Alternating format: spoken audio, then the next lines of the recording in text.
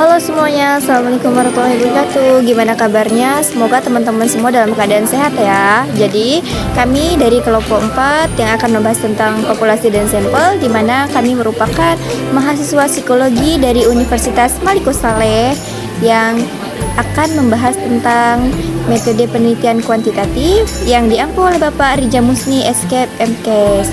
Nah, kami beranggotakan 5 orang. Yang pertama ada Nadifatul Hawari, Mariana, Masjida, Nadia Ulfa, dan Miftahul Fitri.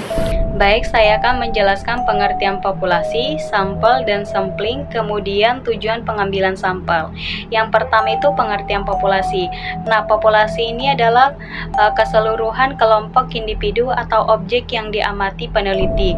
Ini kutipan dari Brockap dan Tosma. Contoh penelitian yang kita ambil adalah hubungan antara citra tubuh dengan perilaku konsumtif kosmetik makeup wajah pada mahasiswa. Nah, jadi populasi yang kita ambil dalam penelitian itu adalah mahasiswa, karena populasi itu bisa berupa dengan manusia, binatang percobaan, dan data lab. Sehingga dapat memenuhi karakteristik yang telah ditentukan. Yang kedua itu ada sampel. Nah, sampel ini adalah bagian dari populasi yang dipilih oleh peneliti untuk berpartisipasi dalam suatu proyek riset atau dalam suatu penelitian. Contoh dari populasi yang tadi adalah mahasiswa. Ketika kita menggunakan metode kuantitatif, kan kita kalau instrumen penelitiannya itu adalah membagikan kuesioner pada mahasiswa. Nah, ketika kita membagikan kuesioner itu ada sebanyak 150 lah. Jadi dalam 150 itu ada sebagian yang kita ambil dalam sampelnya. Maka sampel ini adalah bagian dari populasi, bagian yang dapat memenuhi karakteristik penelitian kita.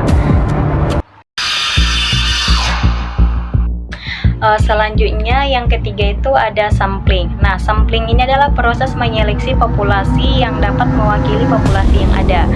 Dalam syarat pengambilan sampel ini ada dua. Yang pertama itu sampel harus representatif, yang artinya sampel harus dapat mewakili populasi ataupun sampel. Yang kedua itu sampel harus cukup banyak.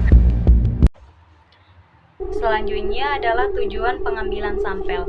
Nah, tujuan pengambilan sampel ini adalah untuk mengumpulkan dan menganalisa data dari suatu kelompok kecil sehingga hasilnya dapat digeneralisir pada populasi yang lebih besar. Oleh karena itu, sampel tersebut harus benar-benar mewakili populasi yang lebih besar dan sedekat mungkin.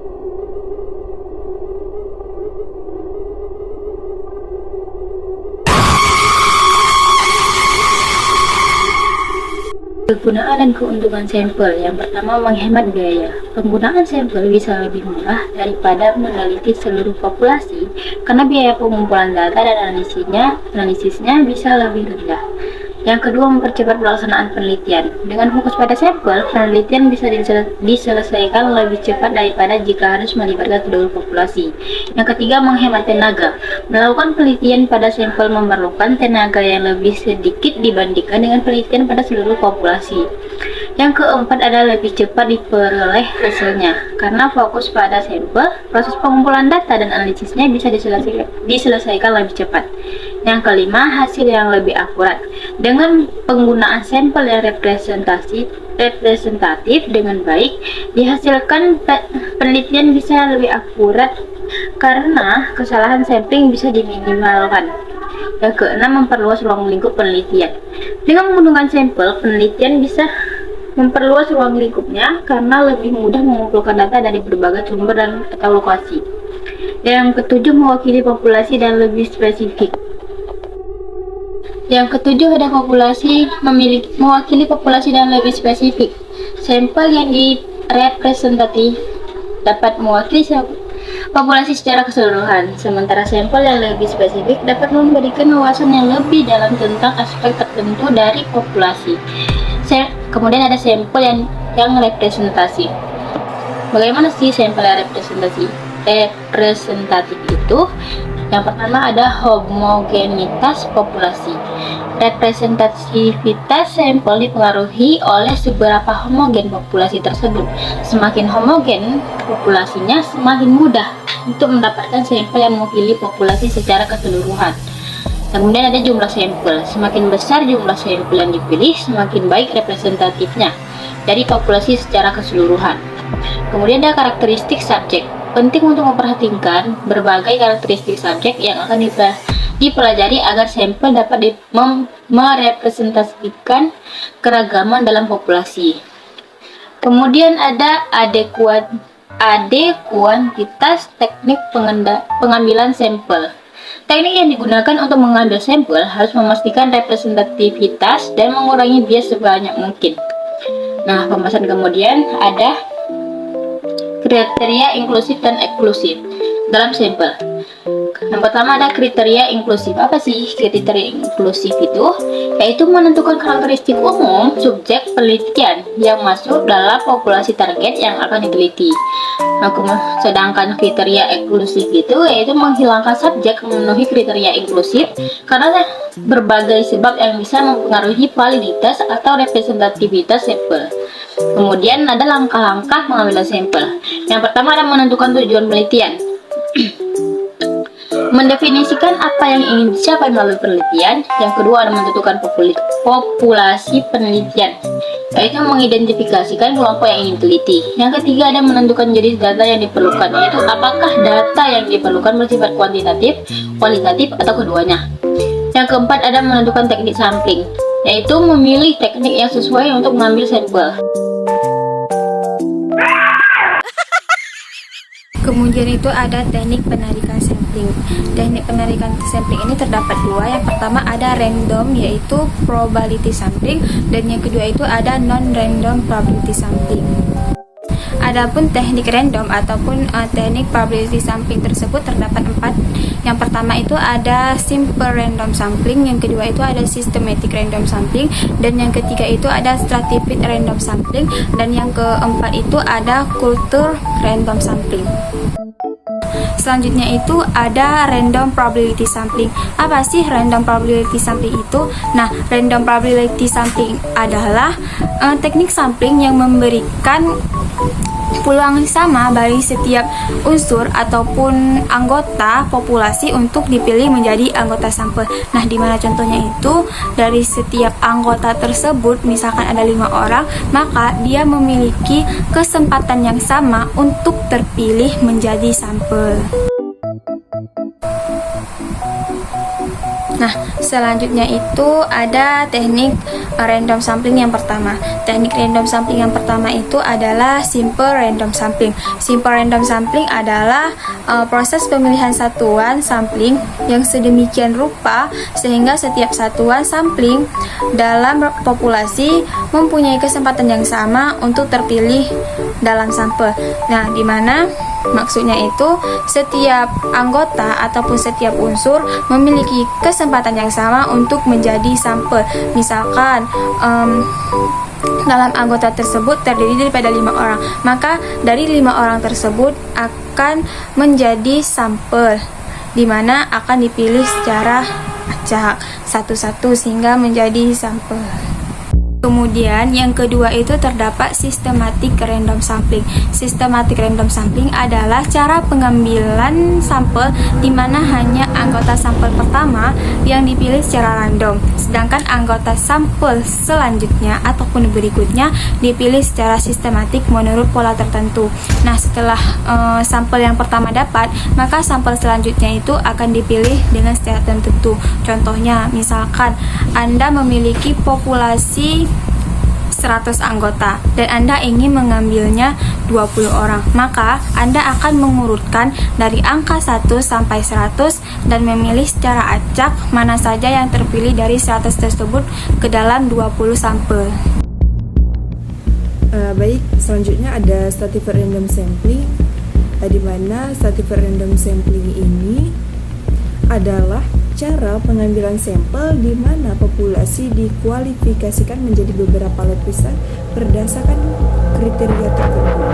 kriteria yang dimaksud adalah berupa variabel penelitian. Nah, teknik ini juga biasa disebut dengan teknik yang memilih sampel berdasarkan tingkatannya.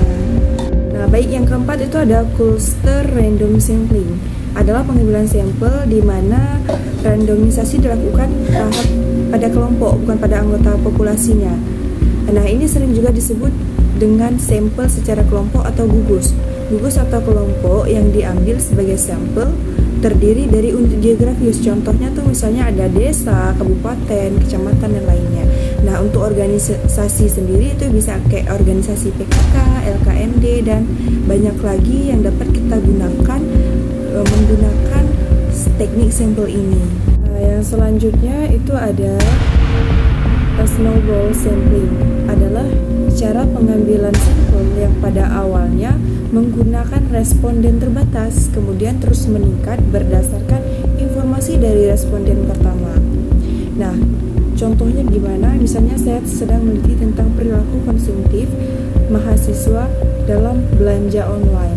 Jadi saya punya satu subjek di mana saya bisa bertanya kepada subjek tersebut, siapa sih teman Anda atau siapapun yang Anda kenal yang melakukan hal yang sama seperti Anda, melakukan perilaku konsumtif terhadap pembelanjaan online. Jadi saya bisa bertanya kepada mereka dan mereka mengarahkan kepada orang lain. Jadi dari situ, dari satu subjek saya bisa menemukan banyak subjek dengan cara bertanya. Itu ada quota sampling, di mana juga disebut judgment sampling. Adalah cara pengambilan sampel di mana jumlah responden yang akan diteliti ditetapkan terlebih dahulu, baru kemudian siapa yang akan dipilih menjadi anggota sampel terserah peneliti. Nah, intinya teknik ini mengatakan bahwa jumlah sampel ditentukan dan dipertimbangkan oleh peneliti itu sendiri. Yang selanjutnya ada confidence sampling, juga disebut dengan accidental sampling, adalah cara pengambilan data atau sampel berdasarkan kemudahan atau tidak sengaja. Nah, cara ini merupakan cara termudah untuk menarik sampel, namun paling lemah. Di sini, sampel diambil tanpa sistematika tertentu, sehingga tidak dapat dianggap mewakili populasi sumber, apalagi populasi target, karena proses pengambilan datanya secara ketidaksengajaan. Nah, baik. Selanjutnya saya akan melanjutkan ke materi dari teman saya, yaitu dari non-random ataupun non-probability sampling. Yang keempat itu ada purposive sampling. Purposive sampling adalah cara pengambilan sampel yang didasarkan atas pertimbangan tertentu, terutama pertimbangan yang diberikan oleh sekelompok pakar. Menurut para sekelompok pakar ini, purposive sampling adalah teknik penentuan sampel dengan pertimbangan tertentu. Nah, misalnya itu cara akan melakukan penelitian yang disiplin oleh pegawai. Maka sampel yang akan dipilih adalah orang yang ahli dalam bidang pegawaian saja. Selanjutnya yaitu ada menentukan ukuran sampel. Menurut Gay dan Dahlil pada tahun 1996, untuk penelitian deskriptif minimal diambil sampel sebesar 10% dari populasi sementara itu. Dan jika populasinya besar, maka minimal sampel yang diambil sebesar 20% dari populasi. Selanjutnya, untuk penelitian yang sifatnya menguji hubungan korelasional, minimal diambil 30 sampel. Untuk penelitian yang sifatnya menguji hubungan kausalitas, maka minimal sampel yang diambil yaitu 30 subjek per kelompok.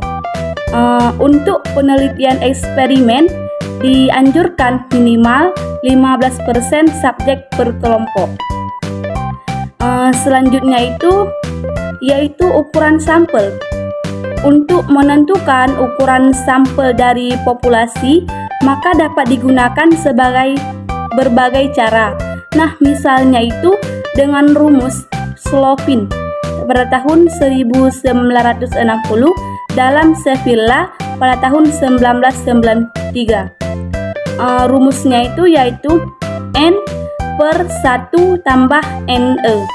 N itu keterangannya, N itu sebagai ukuran sampel, N yang kedua ukuran populasi, E nilai kritis ataupun batas ketelitian yang diinginkan, maksudnya ataupun persen kelonggaan ketidaktelitian karena kesalahan pengambilan sampel populasi. Selanjutnya yaitu ada contoh untuk menentukan ukuran sampel.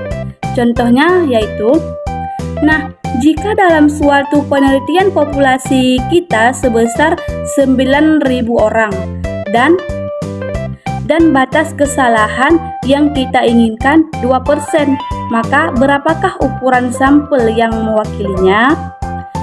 Maka jawabannya N sama dengan N per 1 tambah NE kuadrat. N itu nilainya 9.000 per 1 tambah 9.000 sama dengan 0,02 kuadrat, sama dengan 9.000 per 1 tambah 9.000, jawabannya itu 0,0004. Selanjutnya 9.000 per 1 tambah 3,6 sama dengan 9.000 per 1 tambah 3,6, karena 1 tambah 3,6 sama dengan 4,6. Jadi 9.000 per 4,6 hasilnya 1.957 orang. Bye, terima kasih. Oke, cukup sekian pemaparan materi dari kami. Jangan lupa like, comment, subscribe and share karena subscribe itu gratis. Semoga teman-teman semua dapat menikmati video kami. Iya. Oke guys, makasih ya guys. Makasih guys. Dah, semoga dapat manfaatnya.